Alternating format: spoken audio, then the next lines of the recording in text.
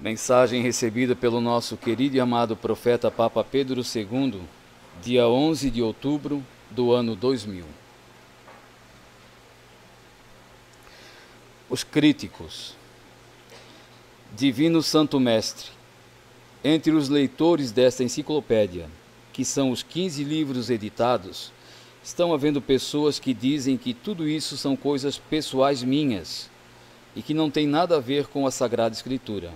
Senhor, se não é pedir demais, há erros nesses meus livros da Palavra Viva de Deus em relação à Bíblia?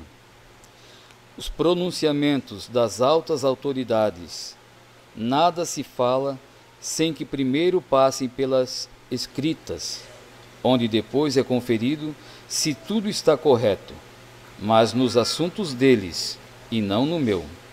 Meu filho, os mistérios de Deus só se dão às pessoas escolhidas, para depois virem a ser publicados. Mas se tais assuntos não forem verdadeiros, caem por terra. Pois o que é terreno são assuntos do homem, mas o que é divino desce do céu às pessoas escolhidas.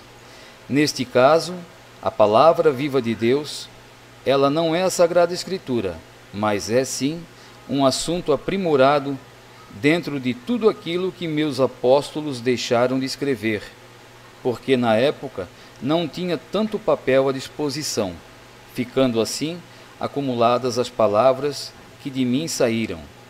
Neste caso, os teus escritos são totalmente verdadeiros e nenhum crítico, seja lá quem for, escritor, sociólogo, teólogo, cientista, jamais poderá pôr defeito nessas palavras, pois elas estão sendo escritas por ti, mas ditadas por mim, por minha Santa Mãe, pelos meus anjos, profetas e apóstolos, porque a minha assinatura dá esse direito.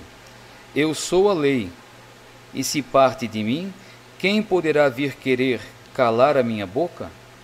Filho, quando alguém vier com outros assuntos e quiser pôr irregularidade nos meus direitos, não te preocupes, pois com os antigos profetas também haviam críticos, como também com os meus apóstolos. João, Pedro, André e tantos outros eram criticados pelas palavras que escreveram, sendo que diziam que nada daquilo que eles tinham escrito tinha valor. A Sagrada Escritura foi escrita por pessoas escolhidas por mim. Do mesmo modo, agora és tu, meu filho. Não te deixes vencer pelos maus rumores dos eclesiásticos, pois tudo não passa de pura inveja. Seria tão triste para mim se viessem a usar meu santo nome em livros que fossem escritos sobre coisas terrenas. A palavra viva de Deus precisa urgentemente ser colocada nas mãos das pessoas, porque através dessas escritas já consegui mais de 1 milhão de filhos que já não sabiam por onde se começava ou terminava, visto já terem mudado os meus direitos. Tudo estava confuso, mas com estes meus assuntos voltam os meus filhos a obedecer-me, e muitos sacerdotes conseguiram enxergar que a nova doutrina é uma afronta para comigo. A falta de respeito, isto os críticos não olham, mas só veem o lado deles. A falta de fidelidade é a pior de todas para comigo. Aos amigos importunos não se dá ouvido, e nem tampouco se vierem a querer corrigir seu Deus. Estes não passam de estorvos na face da terra. Mas era preciso que tudo isso viesse a acontecer antes da minha vinda derradeira. Jesus.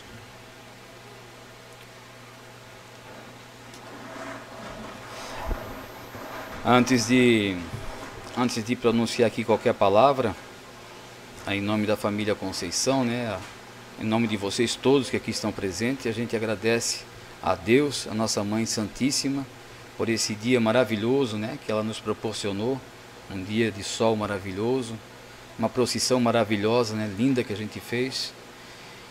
E em segundo lugar, então, em nome da família, agradeço a todos vocês ao Padre Geraldo, né, por essas homilias tão bonitas, essa celebração da Santa Missa, esse esforço que ele está fazendo para poder manter, né, os sacramentos da igreja, as confissões. Então, obrigado a vocês, tá? Em nome da família toda. Agora, lembrar então, como fala a mensagem aqui, que a gente não deve valorizar os críticos, né? Eu, particularmente, valorizei muito no começo, aí quando o pai partiu, eu dava muito valor a isso, às críticas. E não leva a nada, só leva a nossa própria ruína, quando a gente valoriza isso, né? Eles querem isso.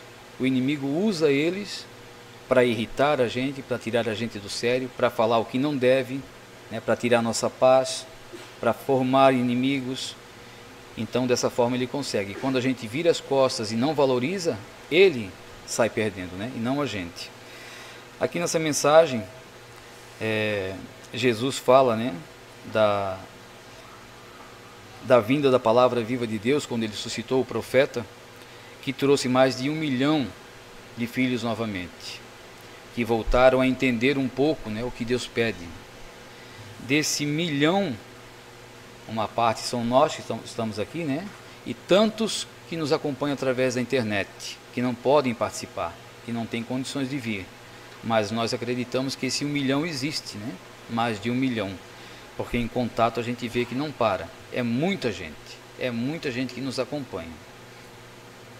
Então nós devemos agradecer muito, muito. O dia hoje é propício para isso, né? A nossa Mãe Santíssima. Por quê? Porque lá no ventre da Ana Petronilha, né, que é a nossa avó, a mãe do profeta, ela escolheu o profeta lá no ventre já. E todos nós que estamos nessa obra, por quê? Porque esse profeta lutou, ele fez de tudo, né, para mostrar o caminho, como Deus vinha pedindo, sempre elevando Deus em primeiro lugar, mas Nossa Senhora ele nunca deixou no esquecimento, né? Quantas viagens foram feitas até a Nossa Senhora Aparecida, quantas excursões ele fez para exaltar também o nome da nossa mãe. Então, os méritos também é dela, né, por esse profeta e por nós estarmos nesse caminho. Sempre é Deus em primeiro lugar, mas a Nossa Senhora nos trouxe para cá também, mostrou esse caminho, né? E nós não podemos perder essa confiança nunca, gente, como Jesus fala aqui, né, dos profetas dele, né, da fidelidade, da confiança que eles tinham. Nós também temos que ter essa confiança. Cada um de vocês é um exemplo. Só conversando ontem com 2, 3 pessoas, a gente vê a fé das pessoas, né? Seu Maurício está chegando aqui pela primeira vez, seu Maurício, visitando, né? Ia fazer 39 anos, fez, né? 39 anos de casado, e a esposa pediu de presente que desse para poder vir aqui receber uma bênção do Padre Geraldo nesses 39 anos de casamento. Mas a situação financeira às vezes não é boa, né? O que Deus fez, ou Nossa Senhora, foi lá e abaixou o preço da passagem, né? Para ela poder vir. Está aqui, conhecendo o santuário, né? O que é isso? Não é fé? Até no último momento, né? O seu Oswaldo, que está aqui também, lá de Mariporã, foi preso, né? Foi assaltado, foi preso em cativeiro, mas não perdeu a fé. Roubaram o caminhão, nada aconteceu com ele. Ele ali implorando a Deus que nada acontecesse. O caminhão foi recuperado em pouco tempo, nada aconteceu de mal. É a fé, né? Dona Erotides, está aqui o esposo dela, também sempre acompanhando o tempo todo, faleceu. Mas aonde que ela faleceu e que hora? De joelhos, em adoração ao Santíssimo. Será que Deus deixou ela no esquecimento ali? Ou veio buscar naquele momento, né? Então a nossa fé tem que ser dessa forma. Não podemos fracassar. Eu já falei para vocês, né? A gente usa o que vocês transmitem para cá, né? Parte financeira, e muitas vezes pode gente dizer, vocês acharem assim, mas ele tem que tocar nesse assunto, mas é para vocês saberem mesmo. Quando estava aquela vontade forte no meu peito de renovar, né, de reformar, quer dizer, esse telhado aqui que precisa ser reformado, mas não dava, e lá um belo dia eu disse, tá bom, eu vou fazer. Vocês, né, eu falei na rádio, vocês já começaram a colaborar, ver se isso não é por Deus. Procurei pela internet como o melhor telhado que pudesse usar, fui até Blumenau, primeiro por telefone, negociando com o homem lá, fui até lá, ele não me conhece. E o valor não é baixo. Eu não tenho um nome bom aí na praça para comprar fiado, para comprar prestação, né? A gente não tem nome para isso, quando é um valor muito alto. Fui lá, conversei com ele, contei a história aqui da igreja, contei a nossa história, Dei uma entrada e ele fez em 4 parcelas ainda. Então, não é por Deus isso? É por Deus, vai ser feito. Então nós temos que ter essa fé firme.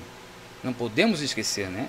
E Deus, ele nunca vai nos deixar no abandono, nunca. Podem ter certeza disso. Tem uma historinha na internet, né, que a gente recebe, de um soldado da guerra, soldado de guerra. Depois aconteceu lá a batalha e voltaram o pelotão dele lá, e ele quase um dos últimos a voltar, né? Mas tinha um amigo muito bom dele, e esse amigo ele não encontrou, procurou, não encontrou. Perguntou para o capitão e disse, ó, se ele não veio até agora é porque morreu de certo, né? Mas eu vou voltar e vou procurar ele. Não, não faz isso, ele está morto, mas eu vou. E foi. Depois de muitas horas ele voltou com o amigo nos ombros, né? Morto. Aí o capitão falou, não falei para ti que ele estava morto? Eu disse, mas quando eu cheguei lá ele estava vivo. E ele me agradeceu, eu sabia que tu não ia me deixar na mão, não ia esquecer meu corpo aqui, né? Então Deus é assim, Ele não vai nos deixar no esquecimento, podem ter certeza disso. Quantas pessoas que estão aqui hoje, 80, 90 anos, né? 70, a maior parte aqui é pessoas de idade. Eu até brinquei hoje na van com os meus passageiros, né? A maioria era criança que estava na van, e os idosos lá caminhando, né? Então, o seu Antônio aqui, né? Metade do caminho ele veio caminhando. Pessoas aí com mais de 80 vieram até aqui na igreja. Então nós temos que confiar em Deus, que Ele vai nos proteger de tudo, gente. Não caia nessa esparrela que vem lançando aí através da mídia, que o caminho não é esse, que o caminho é aquele que está mostrando lá, que não é. O caminho é esse daqui. Não caiam nessa conversa que eles vêm tentando convencer vocês. Nós temos que ter essa força. Jesus suscitou um profeta nos nossos tempos, evangelizou por 45 anos através da boca dele. Nós temos que nos manter firmes até a vinda de Jesus. E quando for para ser chamado, Deus seja louvado, né? Nós estamos fazendo o que Ele nos pede, como foi o caso da dona Herotíades. Herotíades, né? Herotíades. Morreu de joelho adorando o Santíssimo. Será que ela não foi para um lugar bom? Será que Deus não veio resgatar ela? Então nós temos que pensar dessa forma, né? Então agradecer a vocês todos, tá? Que Deus abençoe vocês todos, o retorno ótimo para a casa de vocês.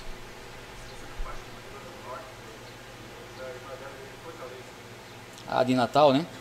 De Natal e Fortaleza também estão aqui pela primeira vez, né? Olha a viagem que fazem. Isso a gente comenta muitas vezes aqui, né, em família. É lamentável isso, né? Mas acontece. Tantos de vocês, né? Sacrifício que vocês passam, às vezes com passagem até parcelada para poder vir aqui, né? O cansaço físico, o cansaço da viagem, né? A distância, longe da família, mas estão aqui. E os que estão aqui, que é para dar só alguns passinhos, não vêm, né? Não participam. E estava lá também hoje esperando na padaria lá abrir. E chegou um senhor do meu lado lá e começamos a conversar, e ele falando que a padaria demorando para abrir, e perguntou onde é que eu morava. Eu disse que morava em Taquaras, e ele mora na Barra. Ele mora há 40 anos na Barra. Nós moramos em Taquaras há 30 anos. Até que vai conversando, a procissão vinha passando. Daí ele bem assustado, o que é isso? Assim, né, os olhos arregalados. Assim, a procissão, a Nossa Senhora, meu Deus, que coisa linda! Quantos anos que eu não vejo coisa dessas? Mas todo ano passa aqui. Eu falei para ele, né? Todo ano, eu moro aqui, como é que eu nunca vi? Mas para onde vai isso? Vai lá para Taquaras? Vai lá para a igreja do Bento? Eu disse, não, vai lá para a igreja da obediência, né? A igreja que eu conheço o Bento. O Bento é meu pai. Eu disse, meu Deus, esse mundo é pequeno mesmo. E fomos falando, ele conhece o pai do tempo do Aristo, né? Lá em Joinville, a mãe dele ia lá para receber a bênção do pai, foi curada, e ele nunca botou o pé aqui dentro, né? E mora aqui na Barra. 40 anos, então ele estava aqui antes de nós. Então a gente vê assim, ó, que as pessoas às vezes, por conversas de outros, né? Ele ficou encantado, se a mulher tivesse, ele acompanhava a procissão. Mas por conversas de outros, não quer saber quem é o Bento. A igreja do Bento, eu falei, não é a igreja do Bento, nós somos católico, apostólico, conservador hoje, né? Ele disse, realmente, que ele também participava da igreja Santo Amaro lá, né? Mas aí ele participava da igreja Santo Amaro e lá sempre foram contra aqui, né? Eles que alegam que nós não somos católicos, né? A própria igreja nossa alega que a gente não é. Mas um pouquinho que eu falei com ele, ele entendeu. Então, às vezes, né? Às vezes a gente vê que leva anos para a pessoa saber da verdade. Quem sabe ele é mais um que vai vir para a igreja. Ele disse que se a esposa tivesse, ele vinha acompanhar até aqui a procissão, né? Então, vocês não desanimem às vezes quando falam em casa, né? Um filho não quer ouvir, a esposa às vezes não quer ouvir, ou o marido não quer ouvir. Não desanimem.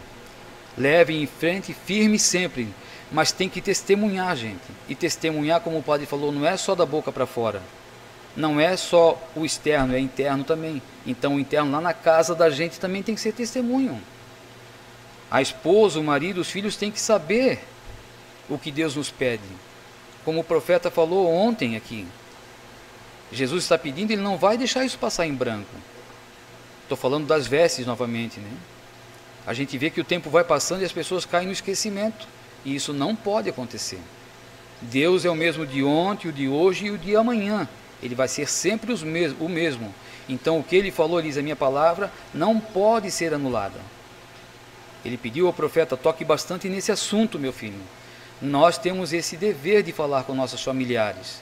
Eles não querendo ouvir é outra história, mas falar nós temos que falar. Então não deixem passar batido isso nunca. Lembrem sempre dentro da sua casa, Jesus quer a casa dele limpinha. Quando ele deu esse corpo para mim, quando ele deu esse corpo para vocês, é para nós cuidar desse templo. É templo dele. E se eu escandalizar esse templo, ele não vai estar junto de mim. Uma casa que está agindo de uma forma errada, Jesus não pode entrar. Ele diz.